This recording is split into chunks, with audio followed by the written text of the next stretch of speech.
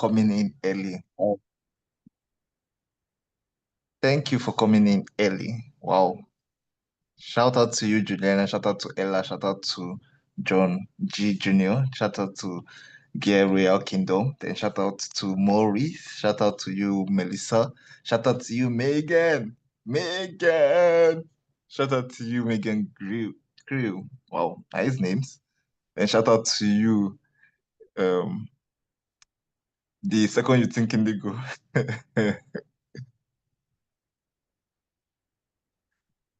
The architects, I know, only architect reason. Shout out to you. So we'll be starting in just a few minutes, and I'll be passing the mic over to Melissa Parkins to handle this segment. She is the unforgettable MC of all time. So, mic over to you, Melissa. Thank you, Mr. Osborne. Everyone, it's good to see everybody.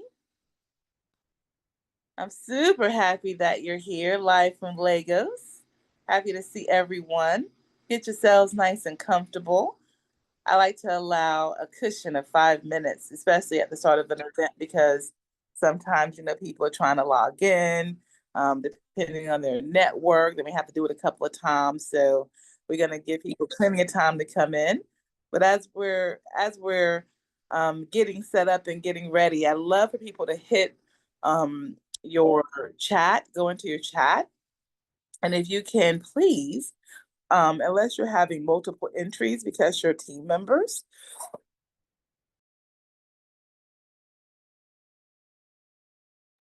I would love if you would actually make sure that you write your name. So some of you might be logging in with your work laptop or your organization's login credentials. And so if you could please, write your name that way throughout our gathering, we can know who you are. So if you can, when you go into your name and you hit your link for your name, you can actually change your name. And that really helps everybody. And then, of course, I see you guys greeting each other in the chat, which is amazing. Thank you for that. That is wonderful, wonderful, wonderful. But it also helps if you can just do the renaming of yourself. So let me be a great example of that because I'm asking you to do something I haven't done for myself. So I just have You Think Indigo here. I need to put Melissa. I am managing partner. Wear many hats around here. So let me properly make sure that I'm in alignment. See, I did it too. All right, guys. And then the other thing I want you to do is I want you in the chat to write down what you think the word reclaim means. So I would like for you to go into the chat and I would like for you to write down what you think the word reclaim means. Okay?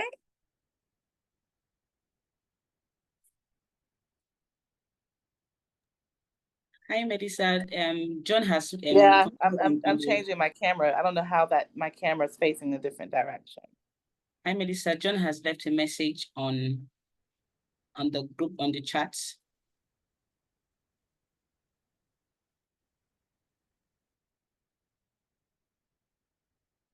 Awesome. Trying to figure out my camera. Can I have the mingler flashes? Thank you. You keep changing your mind. Everybody, if you can mute yourself, that'll be so good.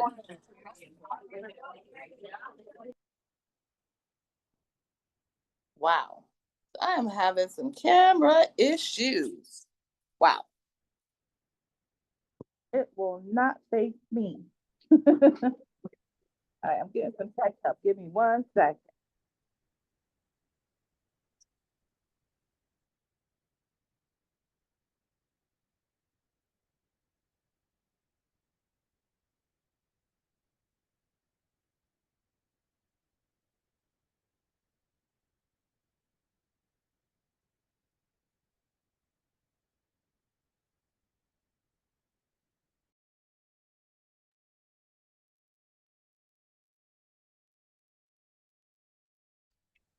Gotta love tech support. Excellent. Thank you.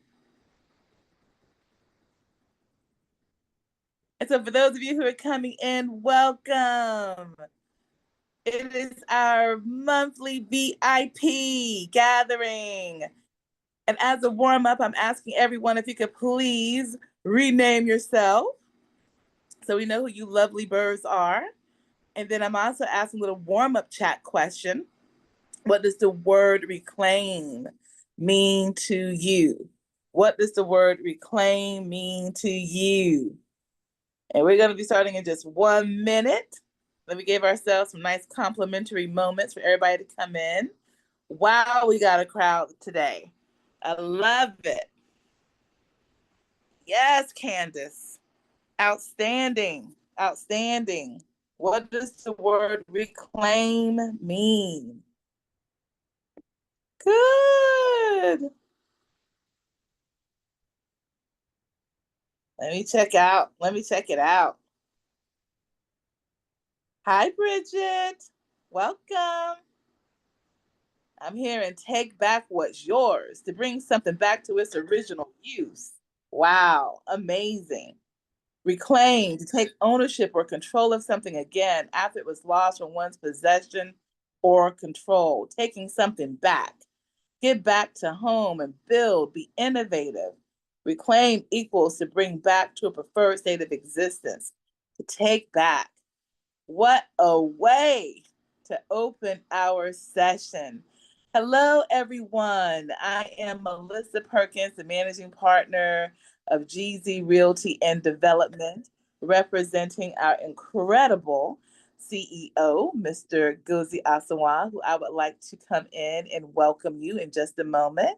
But I first want to just tell you all what an honor it is to have you here at this auspicious occasion. We do this monthly, and it's important for Gozi and myself to be able to engage with the people we are here to serve. And I want to lift up 2 other team members who literally have planned this out for you. They have communicated, they have done outreach to help make sure that you all know what's going on. And that is our CFO, the beautiful Ella Asawa. She is the amazing sister of Gozier. And my right hand, left foot, right foot, everything. So she dropped on camera to say hi to you briefly. And then Reason. Reason is our chief architect in our community, and he does so many things for us. Not only does he help us design incredible buildings and oversee future construction projects, but he also is a master of many trades behind the camera. And I also want to give a special shout out to Juliana Huang, our colleague within GEI Trust, one of our trustees. She is anchoring us today from the United States so that we don't have a lot of tech instability. Because I don't know what it is about Zoom, but every time we try to have a party, Zoom goes wonky on us. So it just does some weird stuff that it does not do when we have rehearsals. So thank you, Juliana, for anchoring us. And I also want to give an honorable shout out to Megan. Megan Morris is another one of our trustees based in the United States. Thanks for coming in to support. What I'd like to do is to kind of go round robin and have you, I'm going to call out what I see in the thread, and I'd like for you to come off mic and just say hello, because we like for this to be interactive. So we want you to feel engaged and to feel involved. But we do understand that some of you might be cooking dinner, you might be commuting and doing different things, and so you may not want to come off mic. So we'll give it a couple of seconds. If we don't hear you come off, we'll just move on to the next person. But say hi to us, because this is all about you. It's not us doing a song and dance, but it's really us helping you to get more knowledge and understanding about the incredible, incredible continent of Africa and all the great opportunities going on in real estate, specifically in our country that I am in, my country of residence now, Nigeria. All right, so with that, let's go and meet some of our lovely folks that are here out in the community. We have Matthew. Hello, Matthew. You want to say hi to everybody? And tell us where you're from also. Matthew, can you hear us? Because you are unmuted.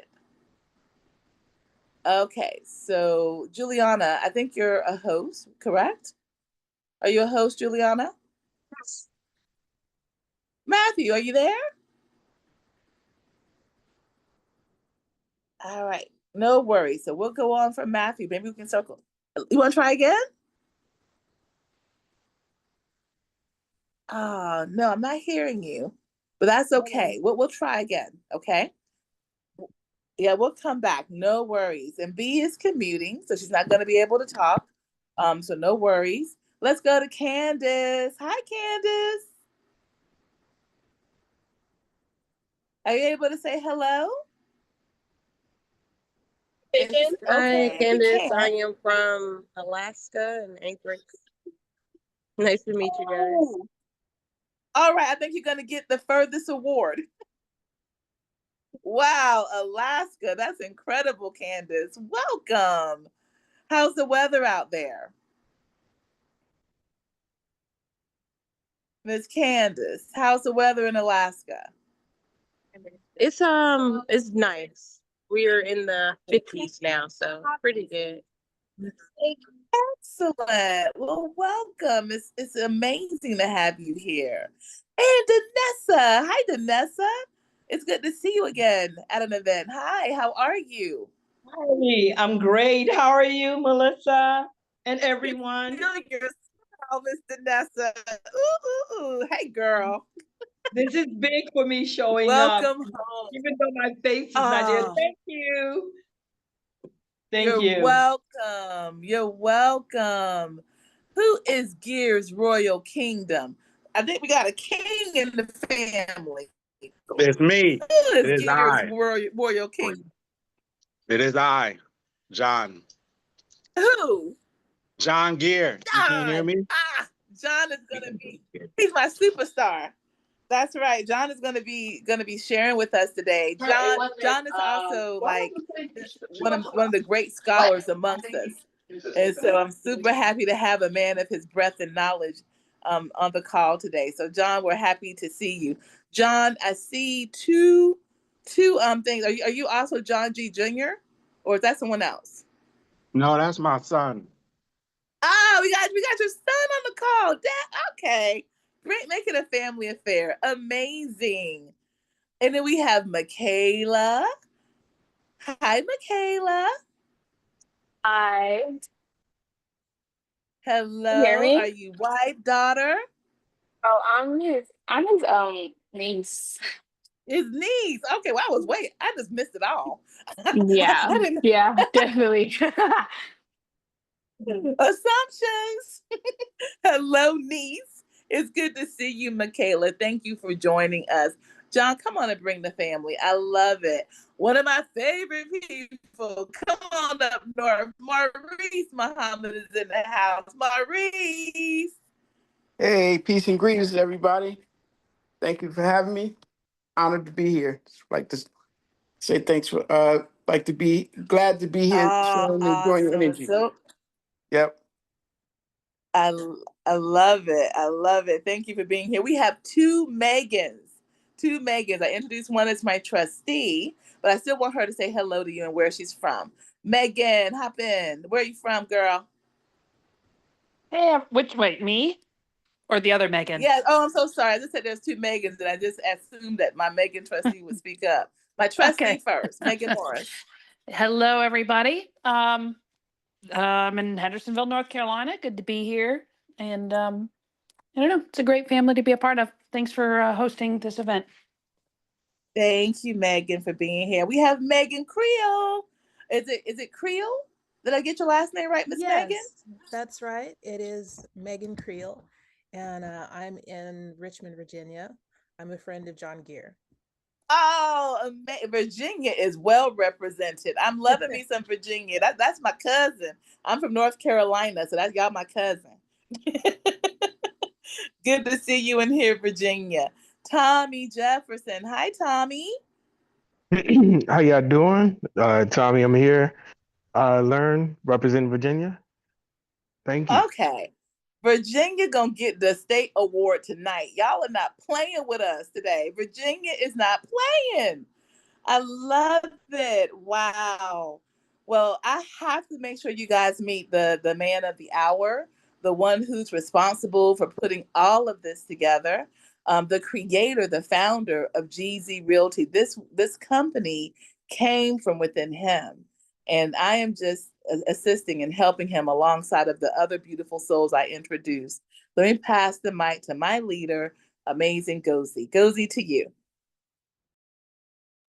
Melissa, don't flatter me. I want to say thank you so much to everyone that are here, and I really appreciate you being here. I want to say shout out to everyone. I want to go by their names, but if I go by their names, I think we're not going to live here at all. But I want to say thank you so much to my team that have put in the effort to make sure this event reaches you, and it is a success. And I want to say thank you to Melissa, our able MC, the amazing MC that makes everything happen. I want to say thank you so much to Mr. John. I want to say thank you for inviting your family. Like you just decided to invite all your family, and that's what legacy means. It means making sure your family is among what you're doing, right? So I just want to appreciate you, Mr. John. I want to say shout out to you, Maurice. I also want to say shout out to Jefferson. I can see your little kid out there. I want to say shout out to you, Jefferson.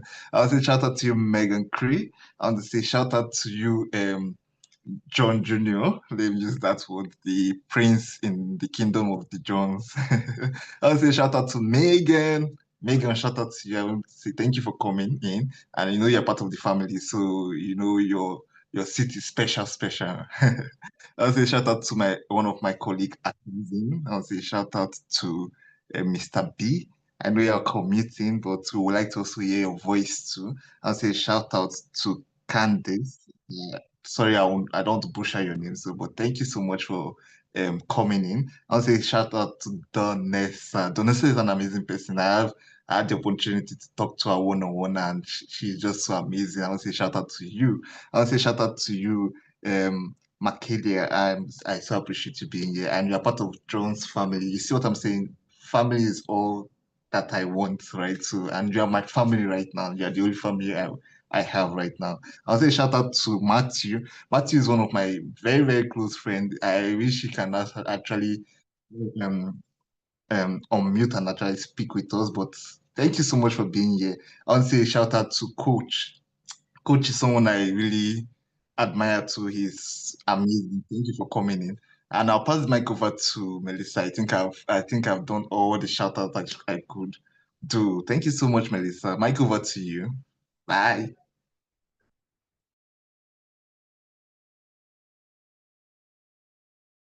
You're on mute, Melissa. You're on mute. Sorry about that. I was saying Gilsey loves the shout outs. That is definitely us infecting him with colloquialisms from African American culture. And so he like his shout out. So very thank you so much for acknowledging everyone's presence. And now, what we want to do is I want to ask you if you can check your private chats. Ella is probably sending you a chat link, or not even a chat link, just a link to put your information, because typically when we do this event, people sign up to come in, and that helps us to be able to create a folder for you, within our community, within GZ Realty. So it doesn't commit you to anything, it doesn't obligate you to anything, but this is a VIP meeting. So if you came here and you were invited by someone like John, then by default, you are a VIP. And so, especially if you're with John, because John is in the line of Laverne. And so Laverne is the first VIP, the first person who ever bought property from Gozi at GZ Realty and Development. And so anybody who comes in what we call the line of John is going to get royal treatment. And so you certainly want us to know that you're with John. So, so for sure, if you can please be so kind as to fill out that little link. Our amazing Chief Financial Officer, Ella, will shoot that over to you. And again, if you could just say your name, we have coach, we have captains, I mean, we just got leaders up in here today, and that's amazing. All right. So next on our agenda, we're going to talk about something pretty amazing, and we're going to have a panel discussion around it.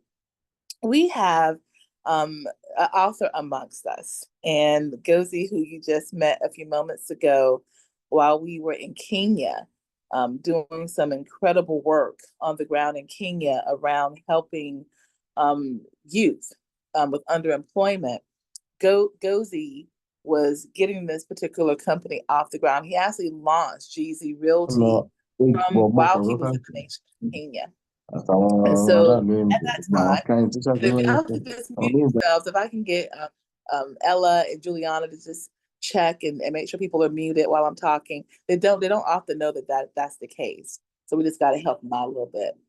So but while he was there, I watched him write a book. And the reason why he wrote this book is because he had a conversation with his first VIP, Laverne Holden, who is actually here in Nigeria as we speak. She is actually scouting land. She is serious about her land acquisitions in Nigeria. So she's out meeting with friends and checking out farmland. And when she talked to him, she said, "You know, Gozi, I think you should write a book because you have been so helpful to me. You have helped me understand why I should, come back home to our ancestral land. And you've helped explain it so well. And you helped me to feel safe in doing this process. So could you please, write a book about it? Could you help other people in my network understand why coming home is important?" And so he wrote a book called Reclaiming Home, a guide for the African American diaspora, to buy real estate in Nigeria. That is this book. And so I thought what would be great is for you to be aware that this book is on Amazon. Even though Gozi is based here in Nigeria, the book is on Amazon. And again, shout out to Juliana, who is one of our trustees, for getting it loaded up there.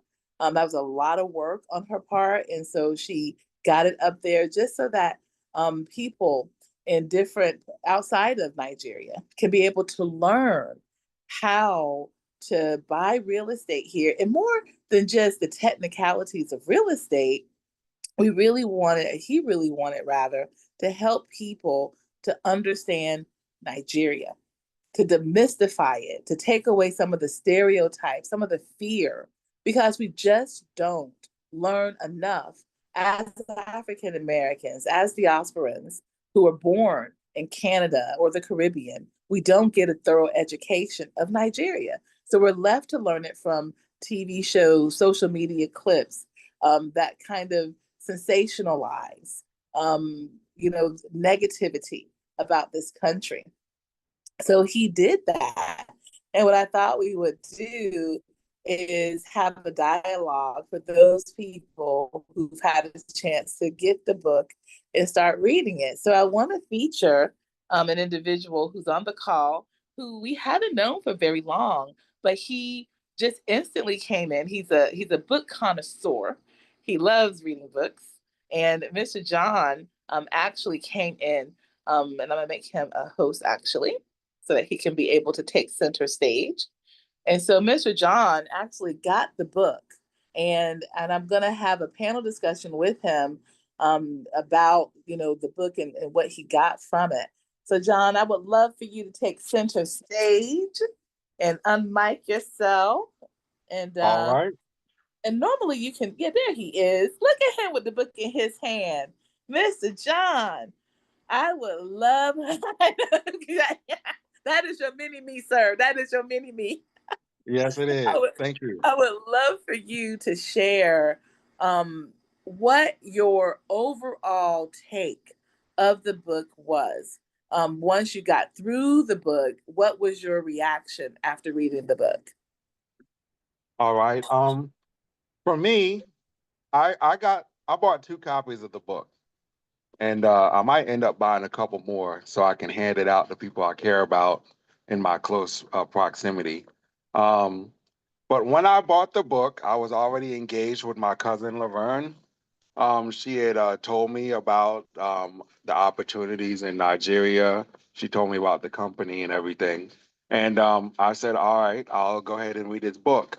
And in the middle of reading this book, me and my cousin Laverne were already making a real estate purchasing deal for farmland.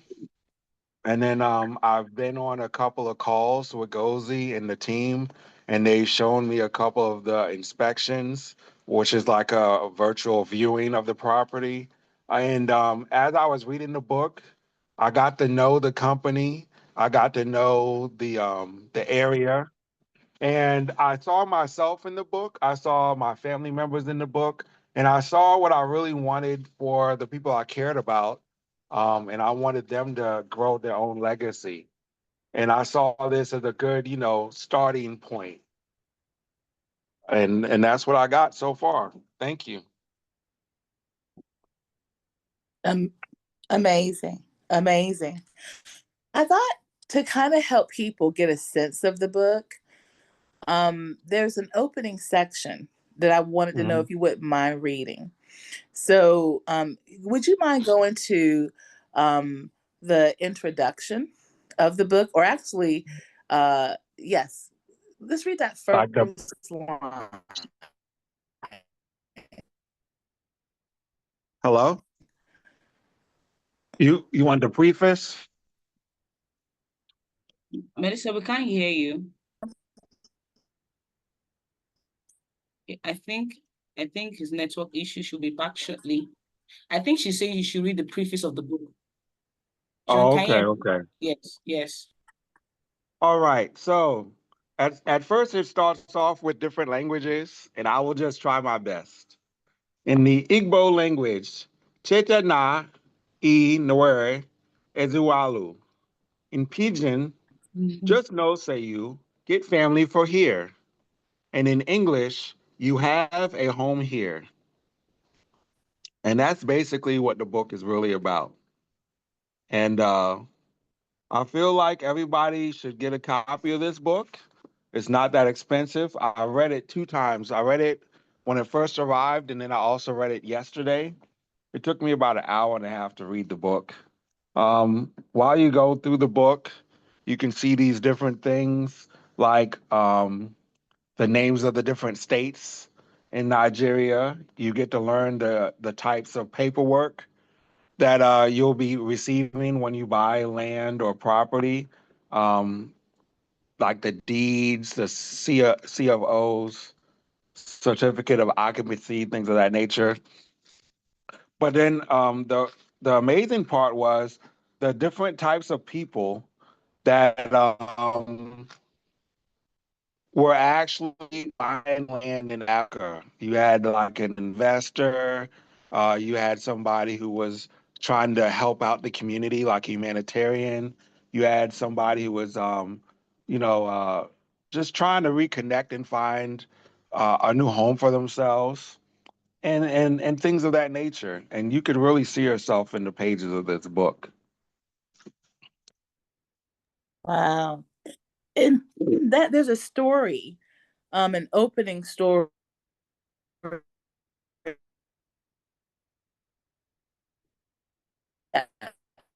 Melissa, you're breaking. Melissa, you're Sir, breaking. your connection is not good. I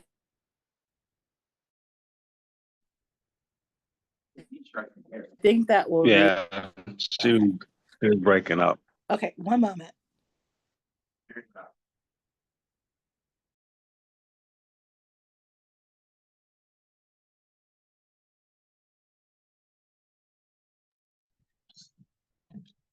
No worries. We get creative around here. Y'all hear me now? Yes, Are very you well. ready? Yes. All right. Nothing's gonna stop this show. Nothing's gonna stop this show. John, back to you. So my next question was, can you read that opening section of the book? That opening section, the story. What would motivate a Nigerian to write a book about real estate, specifically for Africans of the diaspora? The answer is quite simple. I made some friends. I am motivated by the longing of people with ancestral roots in Africa to reconnect to a place that was ripped away from their ancestors because of colonial laziness and greed. Building meaningful relationships within the African diaspora has given me a firsthand view of their natural curiosity and wonder about the motherland. Meanwhile, I can sense and sometimes have had to listen to their fear and criticisms about nations, like my home country of Nigeria.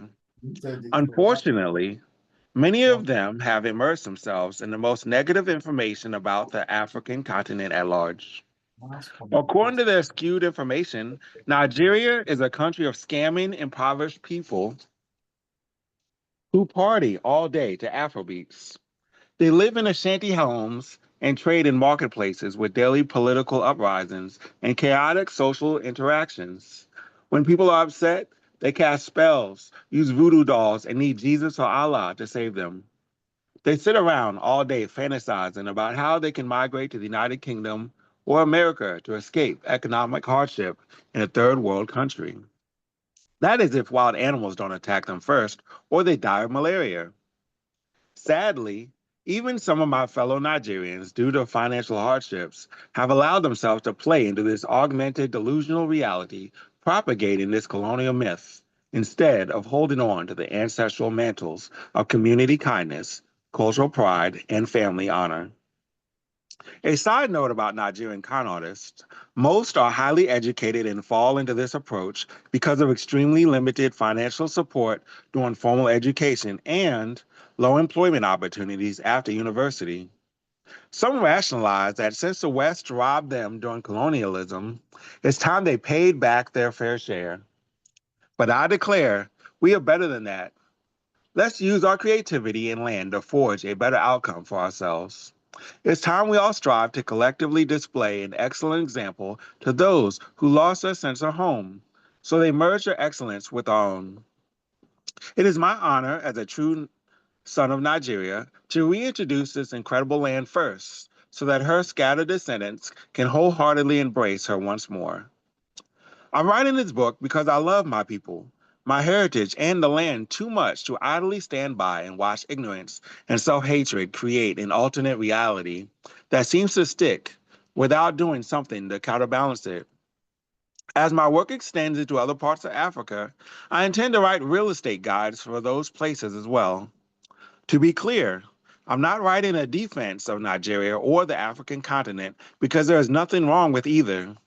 Like any part of the world, there are positive and negative aspects to living. Instead, I'm celebrating my personal experience and that of millions who have allowed themselves to realize another version of Niger, as we finally call her. My country is a land of true opportunities that create generational wealth. All you need to do is to visit and observe the environment keenly. Therefore, this is a clarion call to those of African descent to allow themselves to rediscover and take back their lost heritage.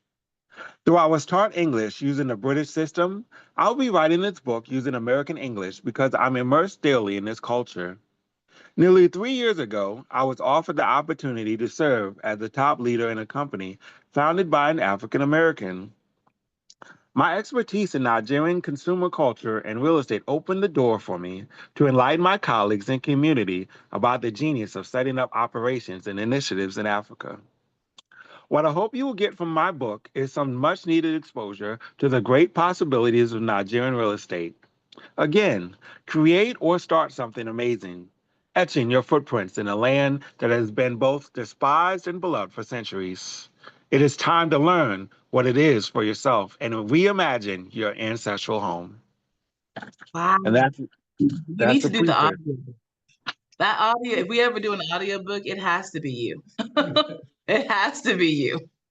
You know, I am that African American who hired Gozi.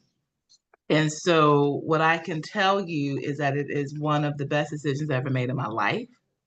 And it is such a powerful thing to see him share his genius with you, which is what the company that we now both co-lead is all about. It's about your genius. That's You Think Indigo. But then he founded this company from scratch. And I think what will really move your heart is to hear this brief story. And then this will be the last reading that we do before we go to the next part of our program.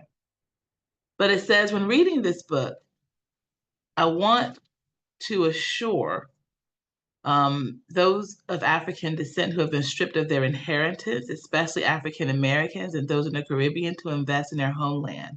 Forget about what popular media is putting out there about Africa, more often than not because it captures the attentions for scenes. What is promoted are the most negative experiences and people, but many like me want you back.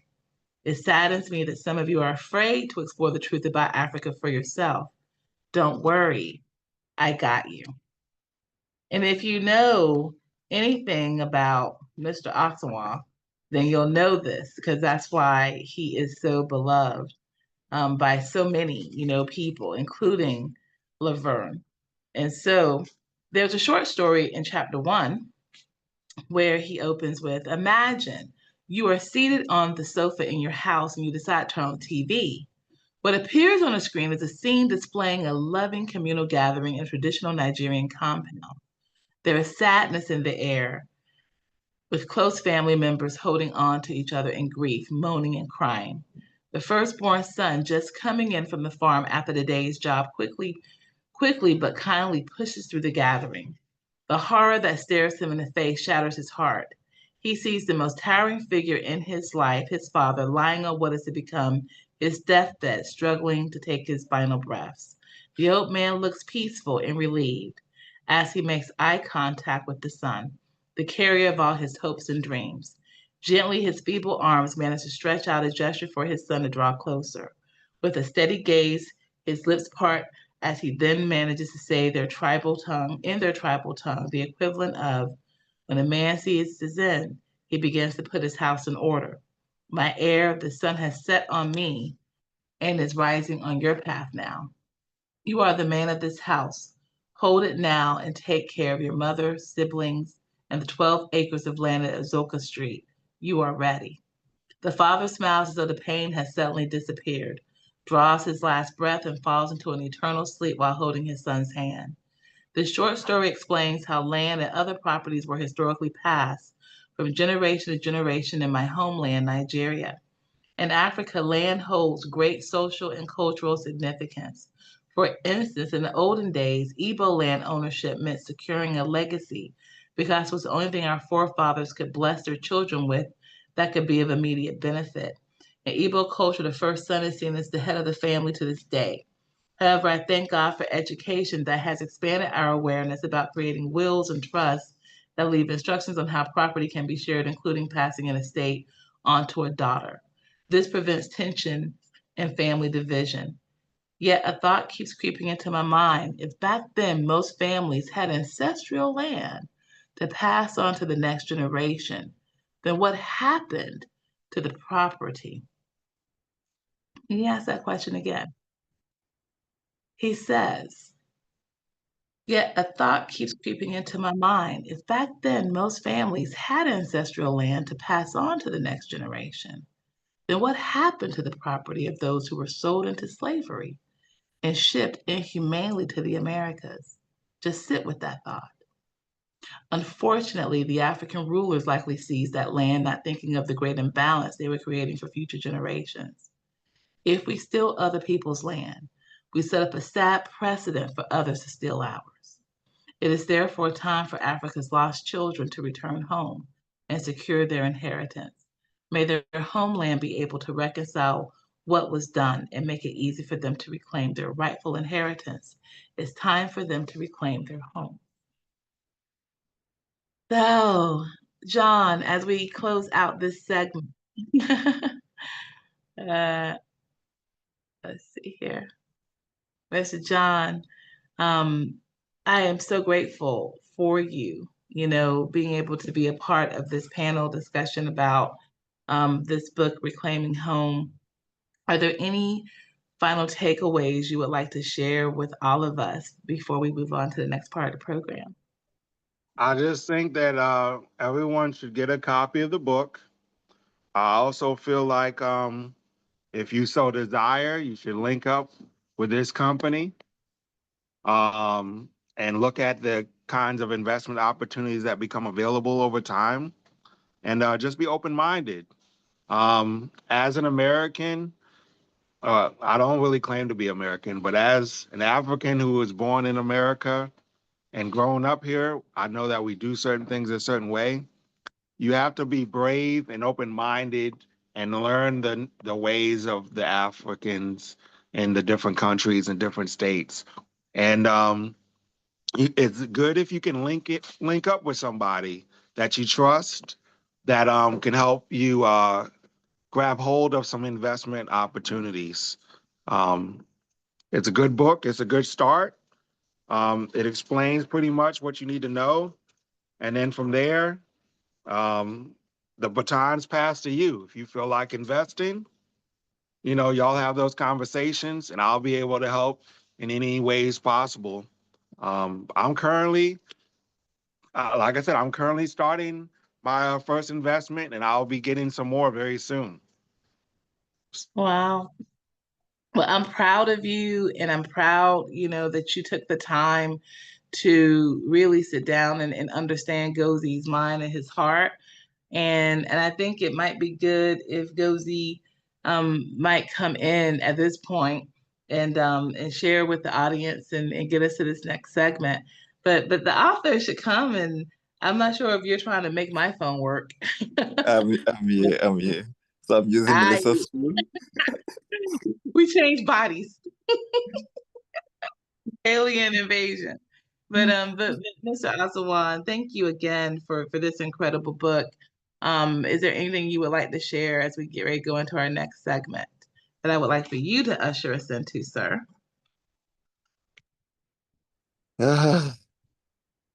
It's a breath of fresh air for me because seeing this event alone just makes me happy. It pricks me. It makes me happy, and it gives me the courage to push on that, yes, the Africans are coming back.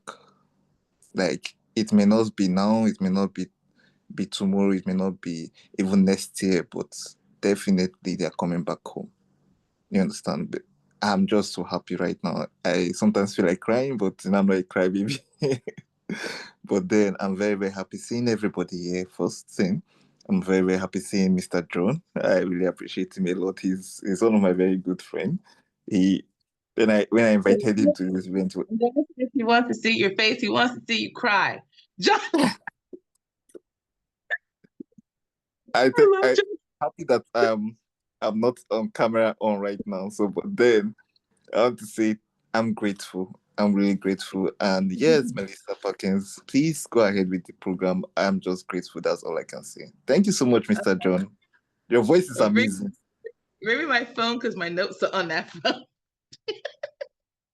Bring my phone here. Make sure you mute it so we don't have all that feedback. Yeah. One thing I can tell you about being in Nigeria is, let's see what you're doing. Oh man. We gotta mute this thing. Okay. We don't need this camera on. Lord have mercy. What's going on? Okay, no, that's good. We have to be creative. We're just gonna be creative today, y'all. I'm telling you that right now. But one thing I can tell you that I love about Nigerians, the reason why you just saw me pop right on up and be like, okay, is because these people are resilient. You understand? Nigerians don't let nothing stop them. Lights go out, they still keep it moving. They are, and I am them. I am them. And so we're not even worried about that thing. So we're gonna keep doing a thing. And you'll learn that when you come here. I've been here since October, and wow, what a powerful lesson. And Reason has beautifully put up the copy. You can get Reclaiming Home by going to Amazon. And Amazon is in many, many places. And so check out Amazon.com. And if we could put the link in the chat. Amazing, Juliana, if you wouldn't mind doing that for us, that would be so, so helpful. Hey. But please go and check it out. And let us know what you think. And write a review if you like it. If you really think highly of it, by all means, write a review. So what I thought I would do before we just, move on and slide on through is give an open mic moment for anybody who has a question for the author or who wants to just, share a thought before we move on. I want to give you that opportunity. Does anybody have anything they want to share before we move on? Because we just flowing today. We just flowing. Anybody?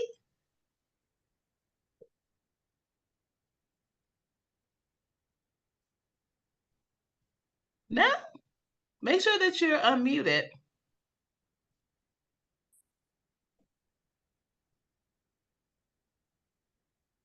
Nobody wants to say anything?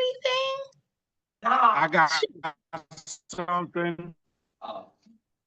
Could Go you ahead. could you give like a brief? Can you hear me? Yes. Can you give a brief summary of how people can invest, or purchase things, using your company, like just something very simple. There's a lot of people who want to know how they can do it, So if you can just do a quick little explanation, especially since you're from America and you're immersed in Nigeria now, you could break it down so that it could be understood for all. That's an excellent request. An excellent request. The best thing I can say about investing in Nigeria is you should definitely work with a Nigerian you trust. It's all about relationships. Even in America, when you're buying something, if you think about the realtors, they put their faces up. When you go past a billboard or you see a sign, why do they do that? Because they want to make a connection with you. The best way to invest in Nigeria is to really make a connection. And then, as the book states, you want to also know your reason. Like, are you here because you want to retire? You want to, build a legacy, build a home for your family and retire here and then pass it on to your children. Do you want to start a business? Because coming to Nigeria is fascinating because you can still find homes that were the price of homes in America in 1950s. So you can buy a whole house here, 3 bedrooms with in-suite bathrooms for 40,000 USD. And so it's an approachable place. It's economically, you can actually buy a home for a price that's approachable, to your income. And so you want to establish a great relationship with someone like Gozi, who can really get to know you and help you unfold as an investor. So the minute you decide to buy real estate, you become an investor of sorts because you're buying something that is definitely in this country, because real estate is one of the top industries here. The minute you buy, especially pre-sale land, it appreciates sometimes within a month. And that's why the market is so booming here, because land appreciates quickly. And why I say you want to talk to and work with someone who you trust is because if you've not been here before, then you need someone who will really explain things to you, who will really be able to answer your questions and help you to feel like no question you're asking is silly. Nothing you're doing is unreasonable. Nothing you're asking is unreasonable. The next thing you want to really get a sense of is you want to get a sense of the areas. There's different types of topography, in Nigeria. So if you want more of a mountainous situation, then you want to definitely look at Abuja. It has a totally different vibe and feel to it. Lagos is like New York. Lagos is a state, but it's also a big city, and it's massive in size, massive in size. Nigeria is the most populated country in all of Africa. So there's a lot of buildings, a lot of activity, a lot of action, a lot of traffic.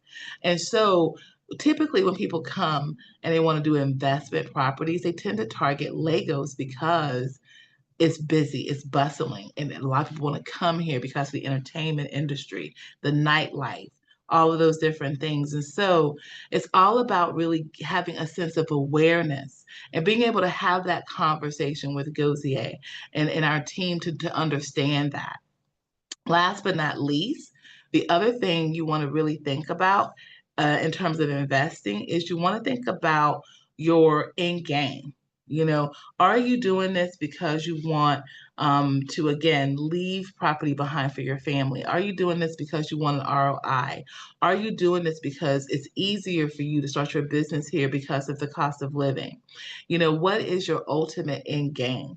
What is your final result that you would like to have?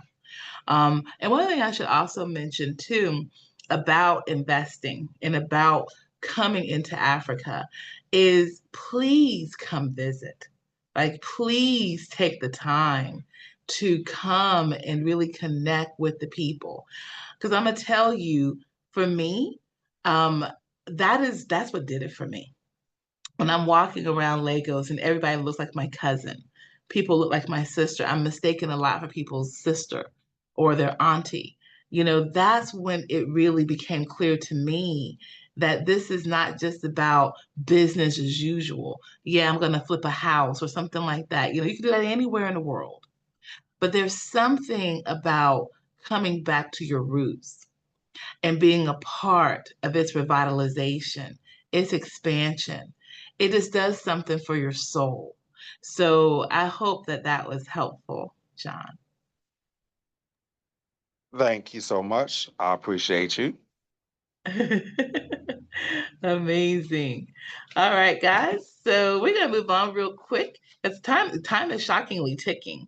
And so I'm gonna actually kind of make an amendment here because I don't want us to cheat you out of understanding and knowing what's going on. We had a little game plan, but I want to actually ask my boss if we can kind of, because we're kind of, you know, the time is ticking. So we're gonna go ahead and move away from the game and go right on to learning about the different things that we have.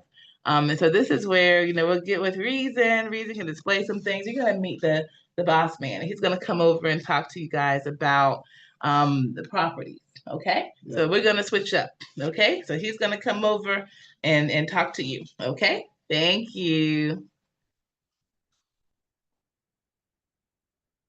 Right. We're switching up.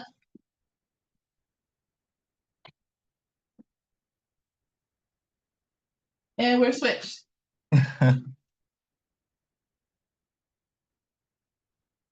Yeah, thank you so much.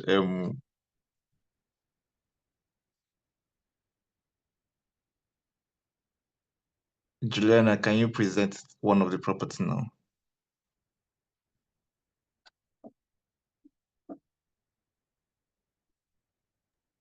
Oh, can you hear me? Yeah, I can hear you. Yeah. Oh, so you want me to play that video? Okay. Yeah. Okay. Thank you, Juliana. Okay. Yeah, the first property. Reason, are you there?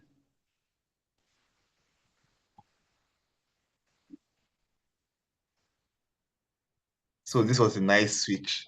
I don't know Yes, if I can hear you. I don't know if Melissa can hear me now. Is our network better? Yeah, so everybody, the video is coming. Okay.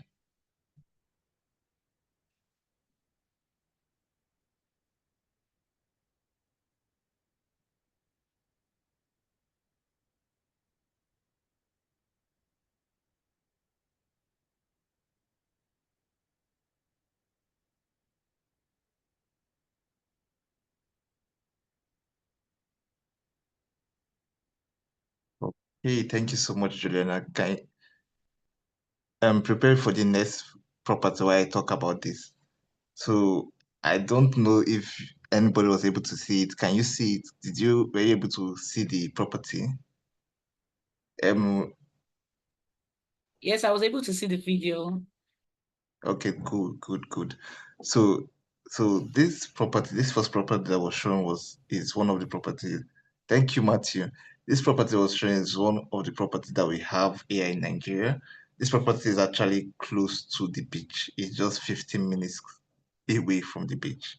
You understand? So, but it's not in the waterfront area. It's 15 minutes away from the beach. It's just like having it's just like building houses close to the beach, right? But it's not in front. It's not like in front. It's not like a waterfront kind of property. You understand? And the price is going for 15 million. Sorry, it's going for 5 million naira. You understand? So now, if you convert 5 million naira in dollars, let me actually do that right now. Sorry.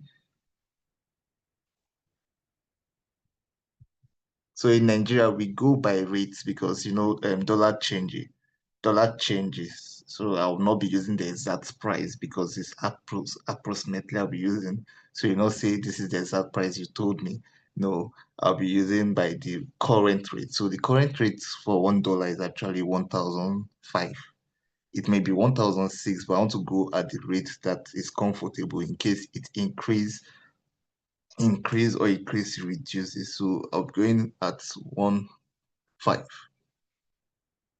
So the dollar rate and the price for the first property you just saw now is $3,333. That's just the price, right? And sometimes this property increase in 1 month. I have people like Rivon. I know Mr. John have seen what I can do. I have people like Rivon that have experience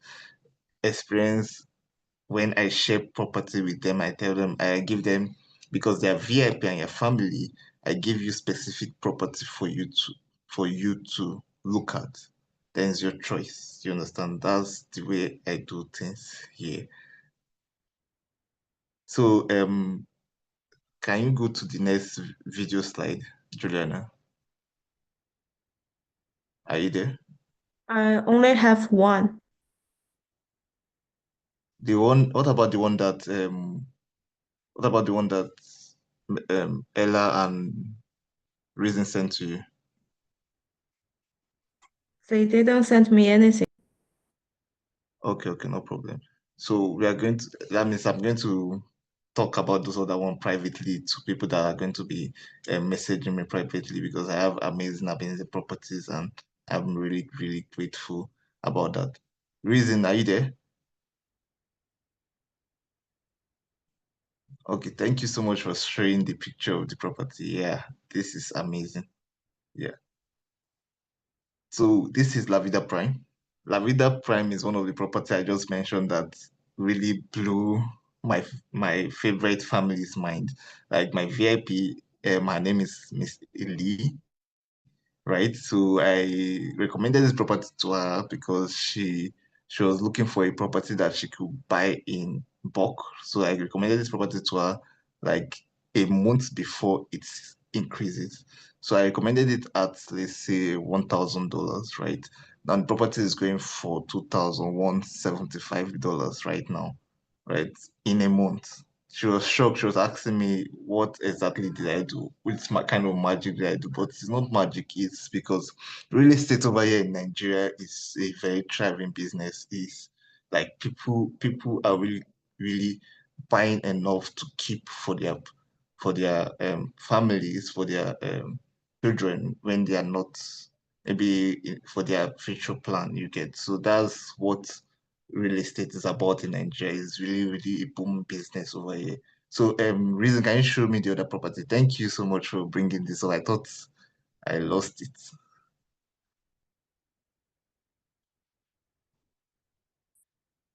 Yes, this property is very, very, very important and special to me because I think Melissa has visited this property. Let me call Melissa to speak on this property so she'll explain better.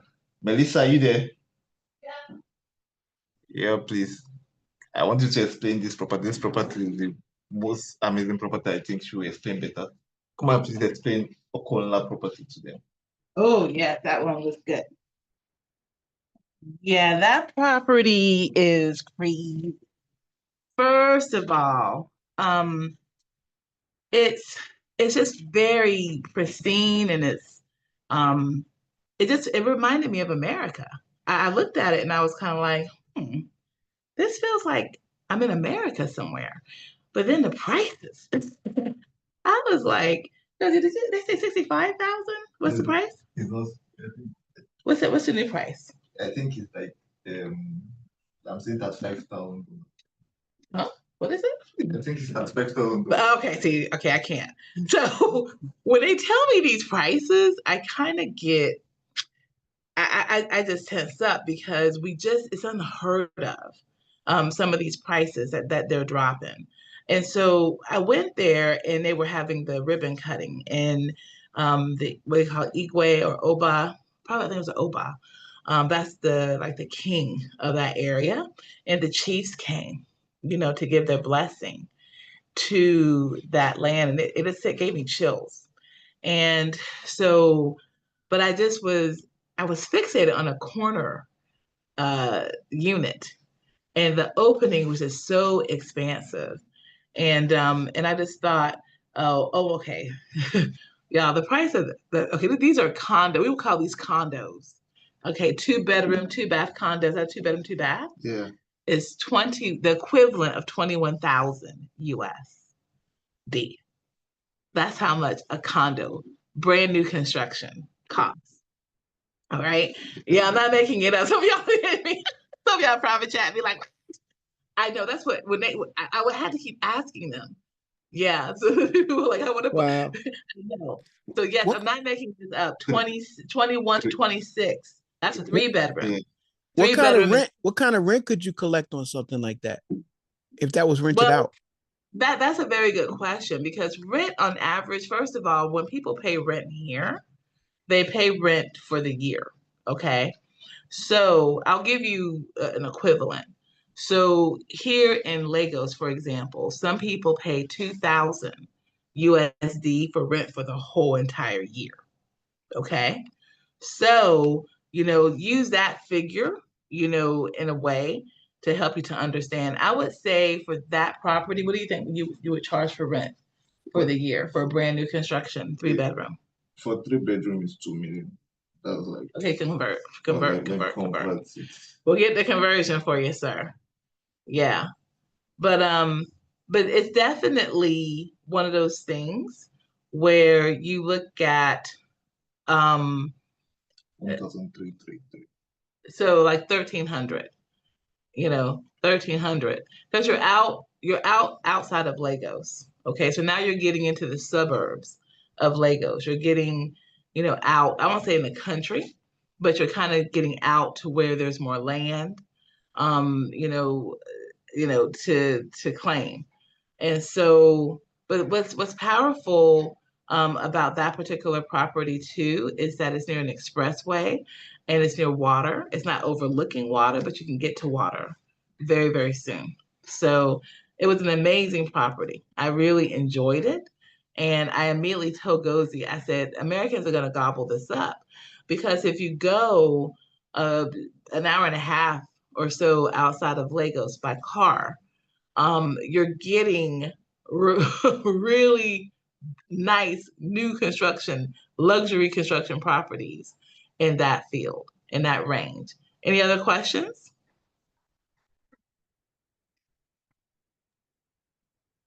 Yes, ma'am. So, you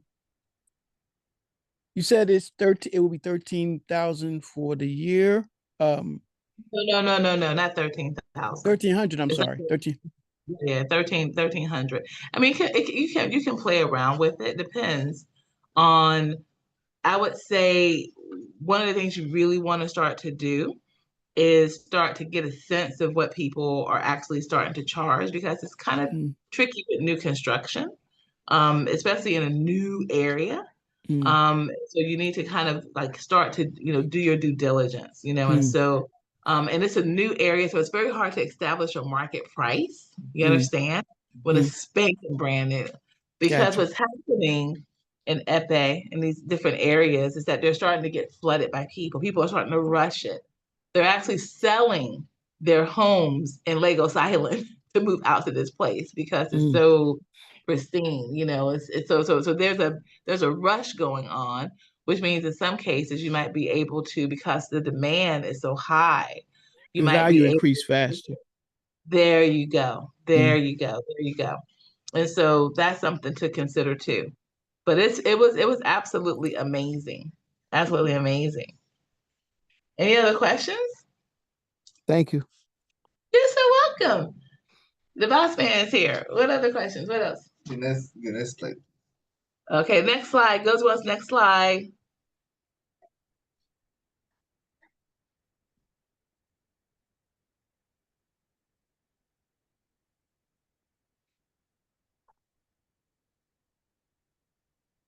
Okay. All right, is that the next slide? Is there anything else that we want to look at?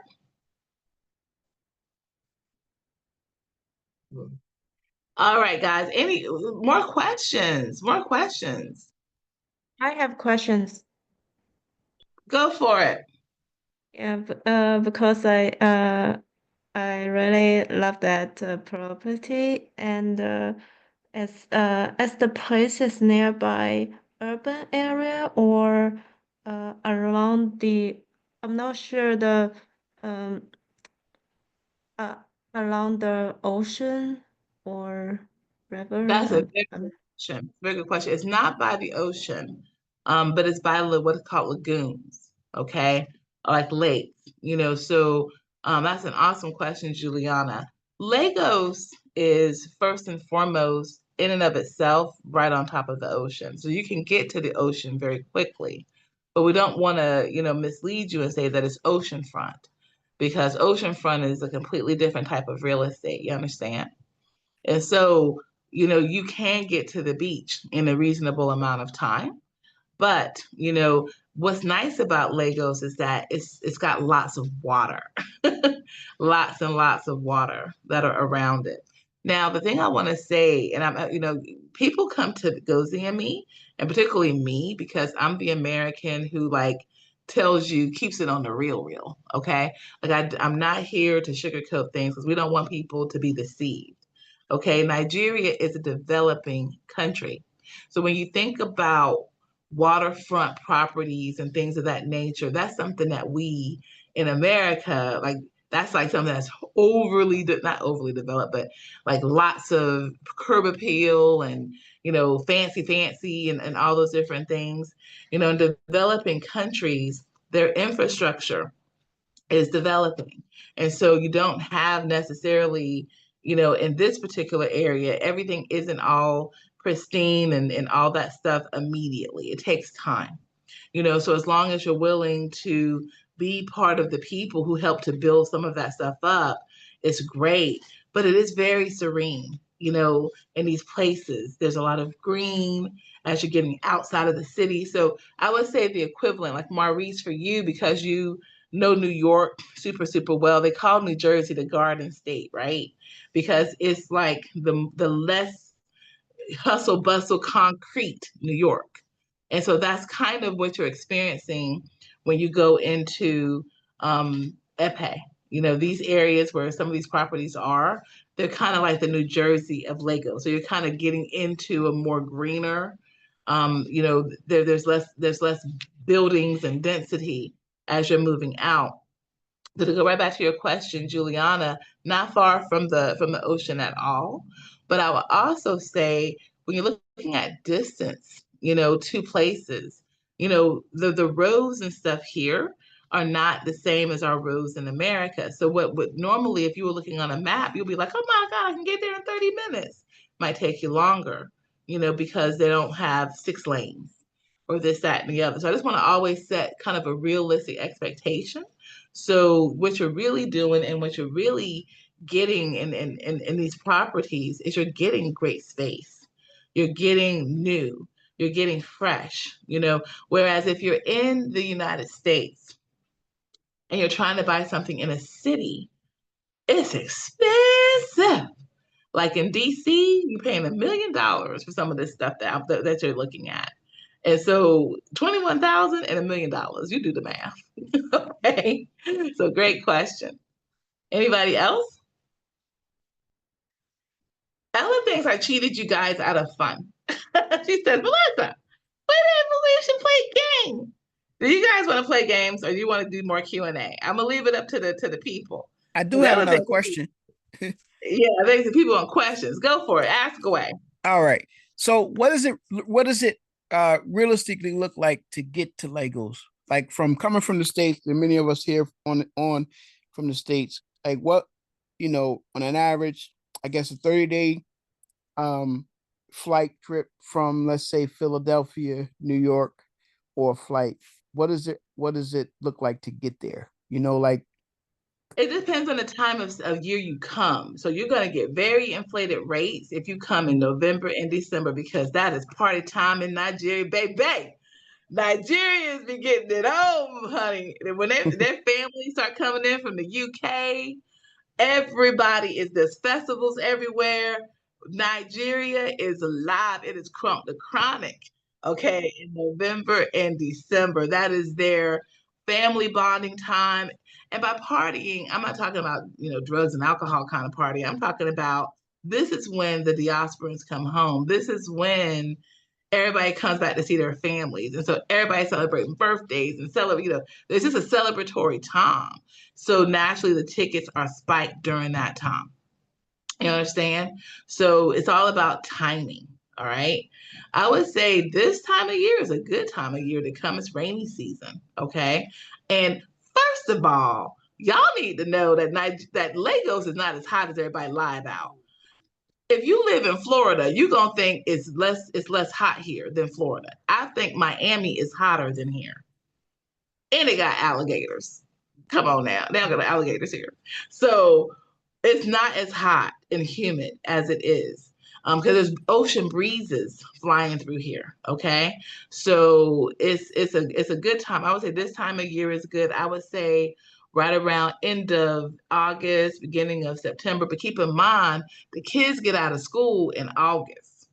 So some people might be traveling about that time too. So maybe September, October-ish is really good to come. I would say don't spend no less. I mean, you should use your whole 2-week vacation when you come. And in our family, do not come to Nigeria without talking to Laverne. Your girl, your cousin, because she is the road runner. Okay, that is who I'm sitting down with, talking to all the time. Like, where we going, Laverne? What we doing? She's in Abuja right now, and she sent me so many pictures. Like, Melissa, I found a restaurant that's very American, and I found a street that looks like America too. Like, she can find anything. Okay, she is absolutely amazing. And Laverne is driving around here. She got a driver's license. And she is in cars driving in traffic. And I kid you not, from Laverne's mouth, she said that this is no different than driving in downtown Miami.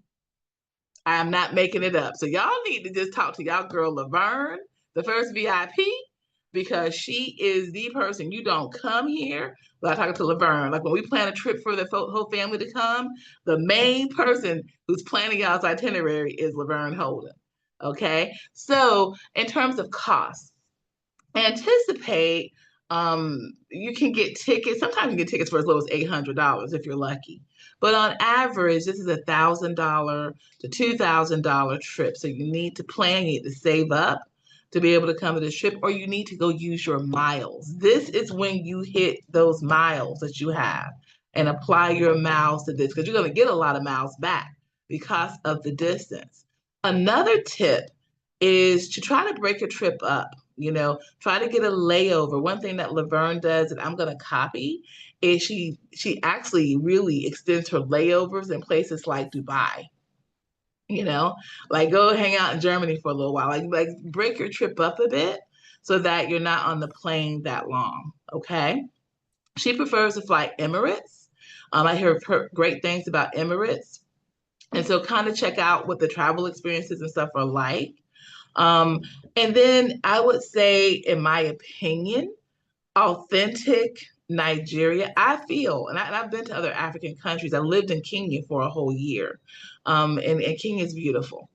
But I don't feel like you have been. I had heard this before. I don't feel like you've been to Africa until you've been to Nigeria.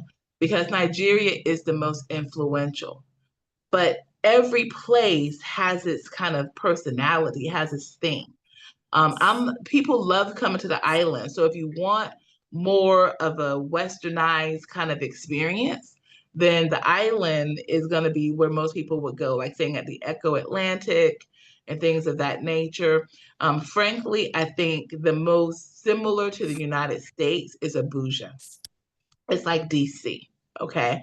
But if you want to see the yellow buses, if you want the best food, if you want authentic Nigerian food, if you want to eat akara that the Igbos make, if you want to get stewed chicken, if you want to eat good, you got to just come here. You got to come to Lagos.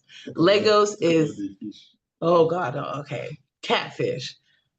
We don't even talk about catfish no more in America because we don't do it right. These jokers here, first of all, they're catfish at the size of a daggone alligator. So let's just talk about how the head is the whole side of a plate. Okay, that's the head.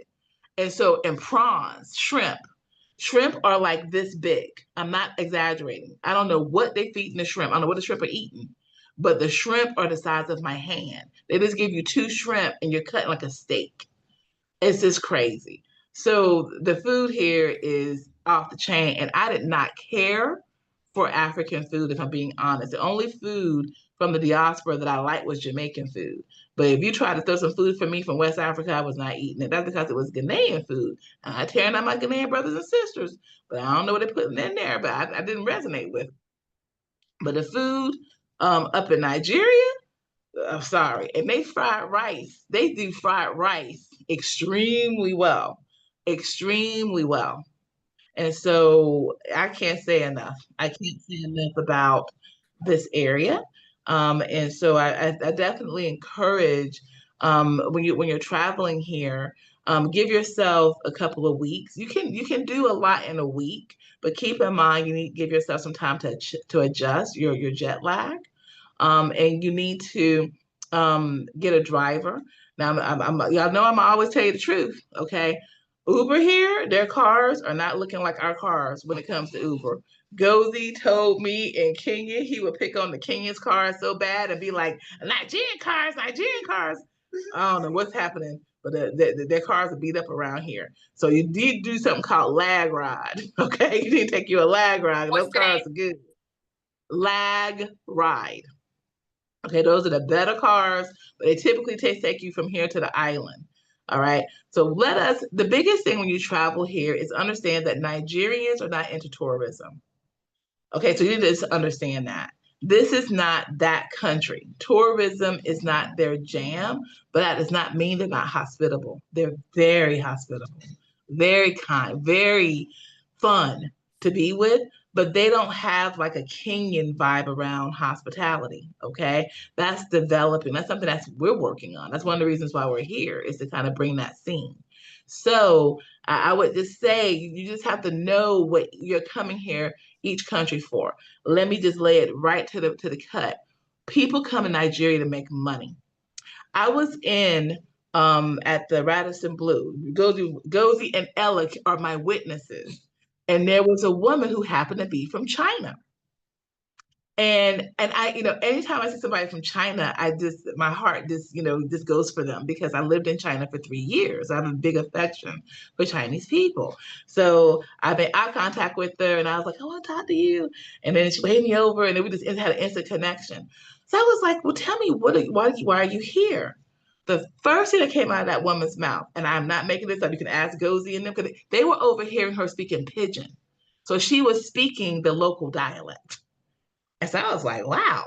And so then we started speaking in English. I said, why are you here?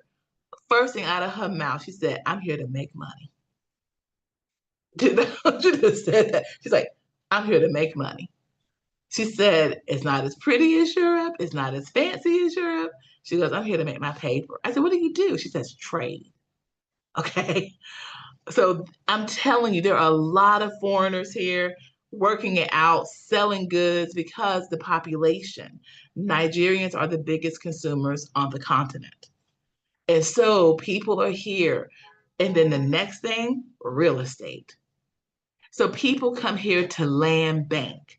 They come here to buy the land and flip it and flip it and flip it and make the cash.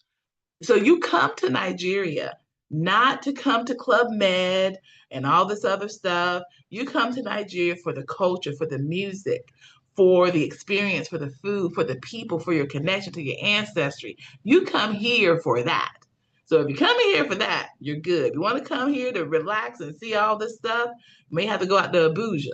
But if you want to come here, you coming here for the experience. You're coming here for the authenticity. You should come here to learn language too. If you want to learn how to speak Igbo, if you want to learn how to speak Yoruba, you need to come out here and try to catch you a yellow bus. Because Melissa ain't getting in there with you. I'm not getting in there with you. Okay? But you want to learn, you can learn. Okay? Next question.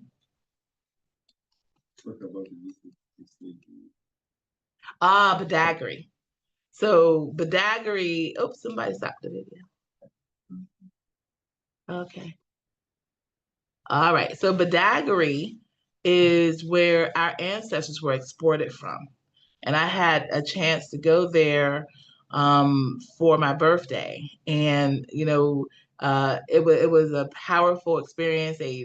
My tour guide, Nasha Osho Adventures, they sent drummers to come and greet me. It was powerful. But the thing that I saw that was so powerful was, first of all, the water was so calming. Very, very, very, very calming. But they're building a door of return, there. And I learned that it wasn't Ghana that most of our ancestors left from. Ghana was the Gold Coast. That's mostly where they guarded the gold. That's why they had the cannons and all that, the forts and stuff where they guard gold. It was really people that was the gold here, sadly. And so there are still remnants, and Badagry has a lot of the remnants of those forts. And what was powerful is that a whole barge of Brazilians who had been enslaved escaped and came back and helped to liberate Badagry. So there's a whole shrine to them. There's lots of remnants of that. And it was actually, there's a family, a Nigerian family, people who look like me, who were abolitionists. So abolitionists, we often think are, Lincoln and people who happen to be white. That's the abolitionists. No, abolitionists were us. We were constantly fighting against and pushing for our liberation and our freedom. And all of this is preserved in Badagry. So got to go there. So yes, there's a lot to see, but I just want you all to understand that, if you take tours and you travel a lot, to different places, like Nigeria is late on the come up of understanding how beneficial that is. And then a Nigerian's mentality is they're more about, you need to experience me. Don't come and gawk at me. They're very authentic people. You understand? So you come here to learn.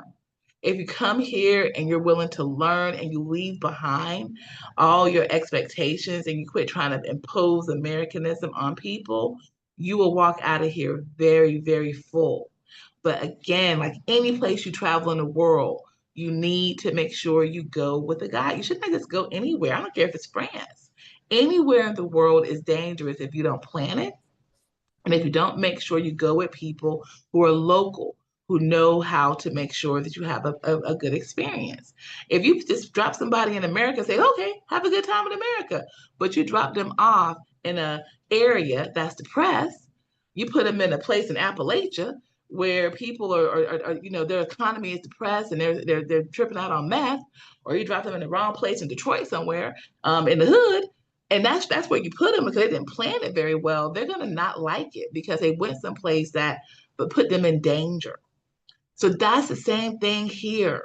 You don't go anywhere in Nigeria like you don't go anywhere in New York. You go to Times Square. You go to Statue of Liberty. You go to specific places that they're safer and that kind of thing because not every place is for you. It's densely populated. Same thing with Lagos. Hope that helps. It does. I do have a question on, do you happen to know what the price of gold is there? Is it? Now, the other thing, I am Jimmy Neutron up in here. I know the price of gold. Price of good. Wait, the price of what? Gold. Gold by the ounce. He said gold. My baby thing, I am Jimmy Neutron up in here that I know everything. I love y'all for the confidence in your managing partner. That made me feel so good about myself. Know how much gold costs, but I tell you one thing. Well, Gozy said he think he knows something. Offline Gozy. And he knows some people who might know some people. I do know somebody in Kenya who be all up into that situation. Okay. But what I will say is that there's so many things to get into here. In all things, make sure that you cultivate a relationship with people and you vet. Make sure that you don't just go off and start doing deals with people once you get here, because when they hear you start talking, okay, because we throw them all the time, especially if we're of the diaspora and if we're African American. We throw them because we look the same. And so then we start talking, and then they're like, okay. I And got one. so then they go and start taxing you. They go and start making everything 10 times more because, the economy here is recovering. The economy here is not where it needs to be. You understand? And so they can be like, for one sale, you're my wholesale for the week. You understand? So don't be talking about no go with nobody on the street. Don't be trying to, hey, so where's go? Baby, that's going to be a problem. You're going to talk about that with us offline. We're going to find somebody for you. Okay, who's next? I just want to raise my hand because one of my friends really wants to know the Abuja real estate market. How does it looks like right now? It's amazing, actually. Abuja is the capital. Okay, Abuja is the capital, but it's newer than Lagos in terms of development. I mean, it's old, but in terms of being a capital, it's newer. So basically, Nigeria has two capitals. They have a lot of their government buildings and offices here in Lagos, but really the seat of power is Abuja. And so Abuja is seen as quite amazing. Most of our listings, you'll notice, are for Lagos because Gozi is here, but Gozi can get access to Abuja. So what we want to do for anybody who's here, because our time is a ticking, if they would like to know more, Juliana, by all means, go ahead and make a connection. Talk to Ella. Ella can send a link where they can kind of tell us what they're looking for. We can set an appointment and really sit down and do a consult with them. That's the better thing to do. What else, Rosie? Yes, actually, Ella, if you could put that link in the group. This is not the same link for signing up for an event. This is the link to actually get more information from us. And one thing your invitation link does is that it helps us to reach out to you, follow up, and see if you want to make a VIP folder. So a VIP folder, again, does not pressure you to buy anything. It just means that we customize your experience here at GZ Realty. And so we're going to really get to know you. We're going to ask you, are you interested in just doing raw land and land banking, or do you want to actually do an investment property? So the great questions that our amazing current VIPs were asking, like Maurice and those guys, they were like, well, what's my return on investment? Like, how much can I charge for, this, that, and the other? That's where we really get down and into the weeds with you. Okay, so make sure that you please complete that link. She's going to give you a needs assessment, and it's really easy. It takes you about less than a minute to fill it out, and then we can follow up with you. And Gozi himself, Gozi's very hands-on. He's very like selfish with you all. Like I'll come out, I'm like, who are you talking to? Somebody. And then he keeps you to himself, okay? Until you're like American asking 55 questions, then all of a sudden he wants me to come into the conversation, okay? So, but he's very hands-on as the CEO. So everybody works with Gozi because he's very into your needs, and he goes the extra mile, and he will take and put in that thread, several different options for you. He doesn't steer. So he doesn't just kind of withhold certain things and try to give you the most expensive stuff. In fact, we do have properties that are $1 million properties, USD. but we don't lead with those things because we're really more about trying to make sure that you ease your way in to the marketplace. But we do have some clients, they're few, but we do have some clients that want those type of properties. On average, our clients, we're proud to say, buy multiple times because it's such a good experience, and also because they can do on occasion installments.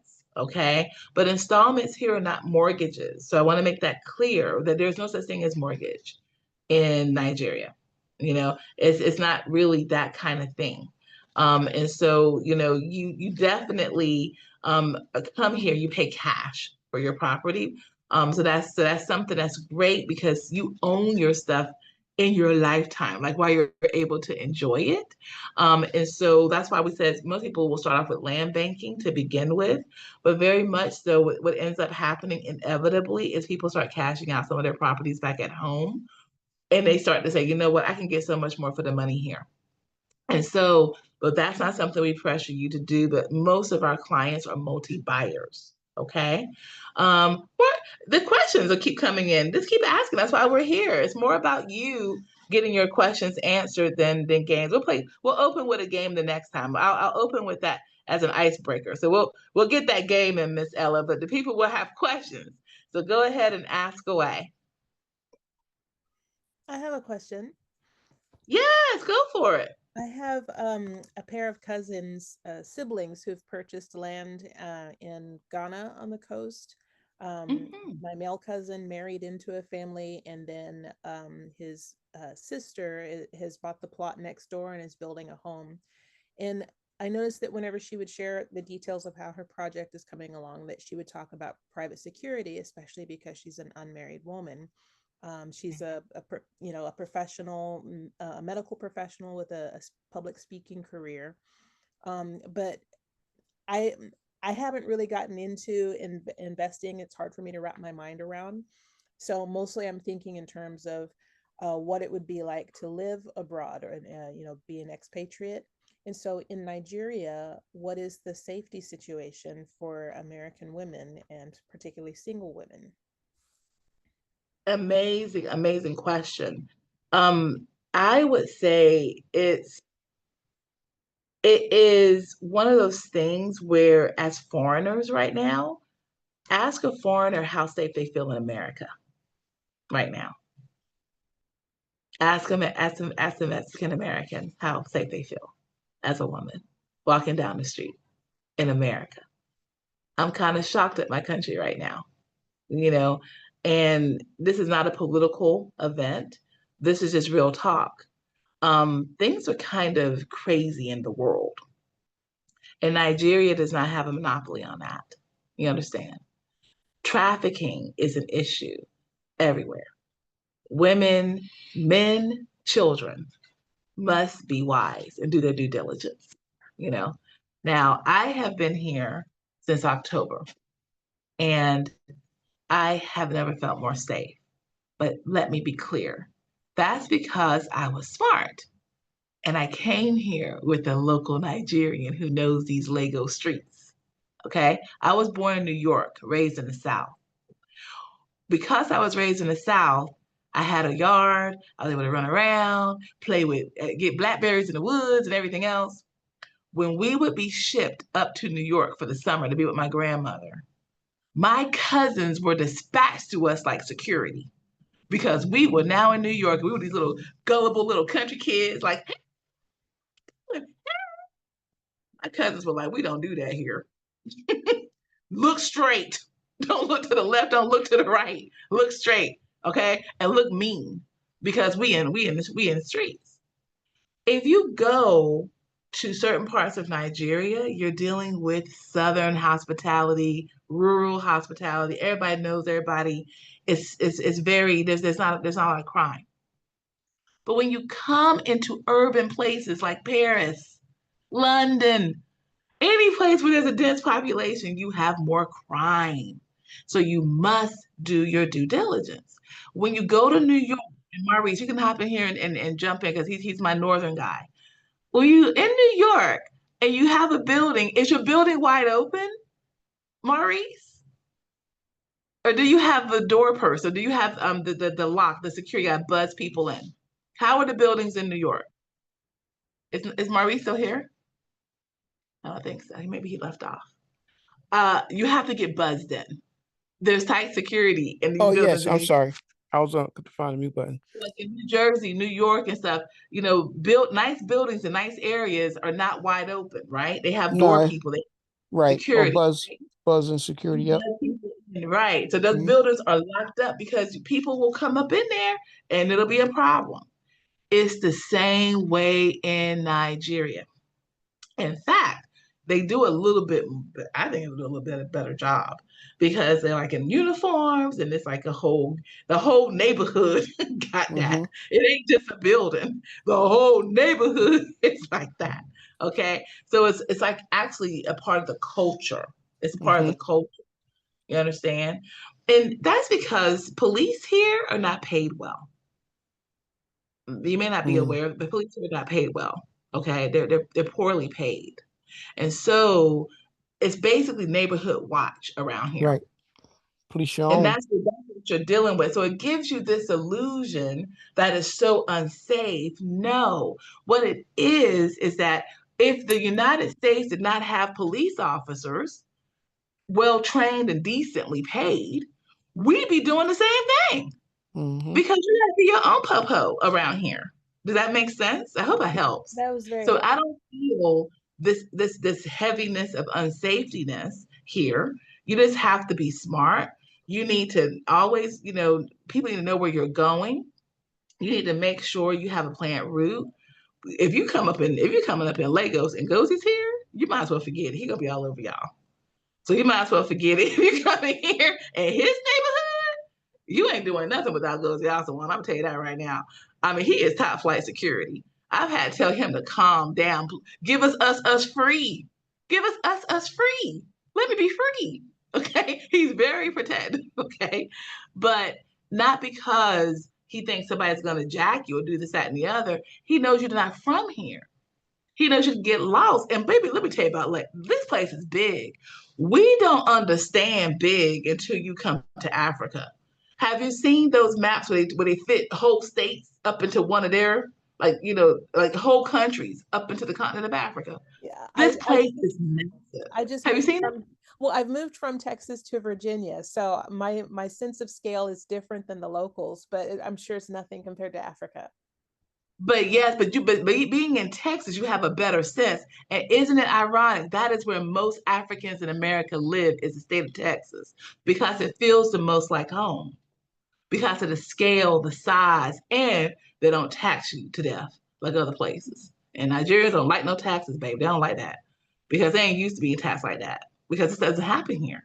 Okay. And so the biggest thing I can say is that in terms of safety, there are some patches that you don't want to go there at night. It's cray-cray. Don't do that. But there are many places that are not like that. You just have to use good wisdom, good discernment, just like you would at home.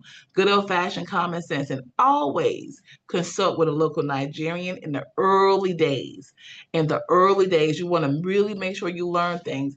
But then y'all gonna end up being like Laverne with her Brody self, who drove from the island all the way here by herself with nobody in the car, like beep beep, hey y'all, I'm here. That is y'all's friend, okay? And so she feels, she's like, this is like Miami, I'm fine. That's what she said.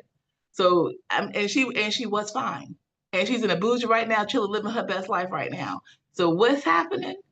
What's happening is that just like in Detroit, LA, New York, you have traffic and you have people who are getting jacked, and you need to be smart always. Okay.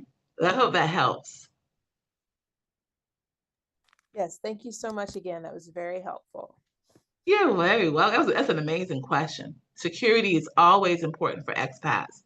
You just can't just go anywhere, and you need to make sure, like for example, when it comes to buying real estate or renting a home, Gozie does not let me stay everywhere in this city. He just doesn't. He's like, that's not where we're going. We're not going there. Like, ask a local. They will tell you. And a lot of times, the one thing I also want to say, because I'm always going to tell you raw realness, okay, is their lights, electricity grid is strained, okay? So try to find solar or go someplace, especially if you're doing a hotel, make sure they have 24-hour lights, access it, inspect it, and check it. Again, the opportunities are immense here, but you must come in understanding it is a developing nation. It's not third world. It is not third world. You can find all the modern conveniences here. Got a microwave over there chilling. I mean, air conditioning. I'm fine. Like it's modern here, but it doesn't. The infrastructure is still developing, and so you have to adjust your expectations and ask people who've been here what to do and where to go, and you'll be absolutely fine. I also want to shout out to Come over. Okay. Is that somebody here? Can you hear me? Can you hear me now? Melissa, can you hear me? Yeah, I said I want to shout out to Olukoride. Olukoride is someone that is also a Lagos-based person, and he is also working with one of his friends that is also a politician in Lagos, right? So in the chat, you can see that he's saying things like security are good here. You understand? So if you go to the chat, you'll be able to see something. I don't know if Olukoride can say a bit of shout out and just shout out to the room, please. Olukoride, are you there? Hello, good evening, everyone. Hey, Corey. How you doing? Good to hear you. You guys are doing a great job. God bless you guys. In addition to security, Megan asked, there's something they call Lagos State Security Trust Fund, where you have corporate organizations come together and put and donate monies. Millions of dollars, trust me, hundreds of millions of dollars for extra security in Lagos. So on paper, we have like the CIA in the estate where we stay here. We have police, we have the neighborhood watch, we have different organizations, security operatives, apart from private securities that we have. Yeah, so Lagos is safe. Probably the reason why Gosi is not taking you too many places is because you have to be fast in Lagos. And certain things happen at every time. Like you said, they can snatch your phone. If they snatch your phone, I can get your phone back for you. Yeah, there's no problem. Yeah, now if you really understand the streets. So Lagos is safe. Lagos is very safe. Everyone in Lagos is safe. Thank you very much. The thing is, what you're saying is New York. That is Miami. I saw my first crime in Miami when I was coming out the mall, and I saw a smash and grab. Okay. So the thing about it, you guys, is that crime is tied to two factors: high poverty, low opportunity. Well, not two factors, three factors. The poor economy, few opportunities, and density. Density. And so that is something that you will always have to deal with when you go to different places. So don't ever come to cities like Lagos, Paris, London, New York, Los Angeles. Don't ever go there with your guard down. And so Lagos is no different. It's no different. And so you just have to just not, it really concerns me, not your question, but it concerns me the mentality that particularly African Americans have about African nations, not realizing that really when people come to the United States, they might get hit by a stray bullet because we got guns out of control. Okay? You go to the mall trying to just get you some deodorant, and somebody want to come do a shootout. Like we're not that safe. You understand? Like the stuff that they're hearing over here about our gun violence, they're afraid to send their kids to our schools. You understand? So we sometimes have this really warped idea that the world around us is so unsafe. But do we even look at how we look as a people? We're seen as a very violent country, very violent to our core. Okay. Whereas other countries don't have that same mentality. They don't walk around with guns like we walk around with guns. And I'm not, again, trying to be political. I'm just trying to tell you, you're more likely to get shot in America than you are in Lagos. You might get jacked, you might get pickpocketed, but you will have that happen in Detroit. You will have that happen in Miami. You will have that happen in New York because it's the density of population and it's poverty driven. Okay? Amazing. All right, guys, look, we have to look at the time because, my goodness, we could talk all day. And so if you got to hop off, we're going to go ahead and just close out and say, we do this every month. Okay. So it's not the end, family. That's what I was trying to tell you guys. Y'all got to put this in your calendars. We're going to have family time every single month. And we're going to do like John and bring friends. John, listen. Come on, y'all better listen like John and bring your friends and family and come get schooled and get educated. What you're learning here is not about how we as a people are superior to other people. What you're learning about is that this is your legacy, this is your heritage, and you're getting enlightened about it. We don't just work with African Americans. As a matter of fact, Gozi and my team is very diverse. Megan, our trustee, happens to be a white woman. Juliana, who's here, happens to be an Asian. So we are a diverse company, and everybody can buy and invest in their dreams here in this place. Okay, but we are unapologetically targeting African Americans and diasporans to remember their heritage, to remember where they're from, to be enlightened about opportunities that we're not taught about, that we're not told about, but other people in the world are here.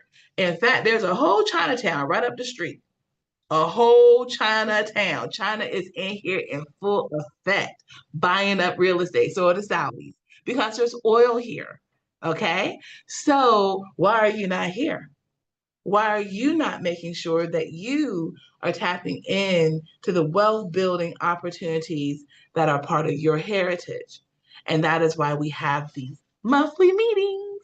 Okay, so meeting's officially over, but I will take a few more questions while people kind of exit out. And you're like burning and want to know more, because you need to get a consult. That's what you need to do. You need to come and get you a consult and get a one-on-one.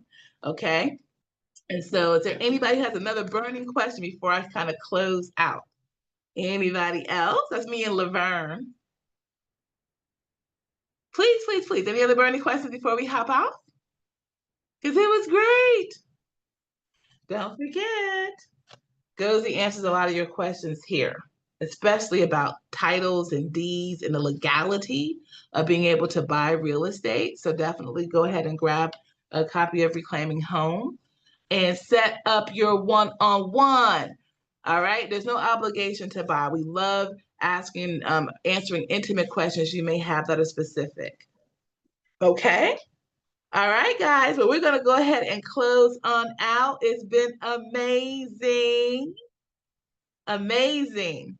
All right, guys. Take care. Bye. Hey, bye, Gozi. Bye, everyone. See you guys. All right. Bye.